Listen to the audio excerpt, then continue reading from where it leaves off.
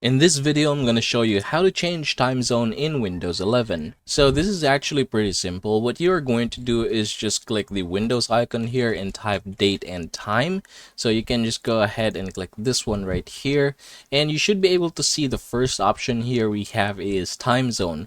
So right now it is automatic. So you can just go ahead and uncheck this one or toggle this off in order for you to change this. So you have choices here. For example, if I were to click this one, I'm just gonna try to choose, say for example, Moscow time zone, this one +3. So I'm just going to click it, and then you should be able to see the hour change here, as well as the time zone and the region where I am located as of the moment.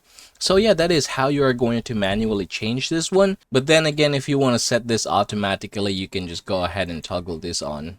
Click accept, and you can see that now it has changed. So yeah, that is how you're going to get this done. I hope this video helps you out.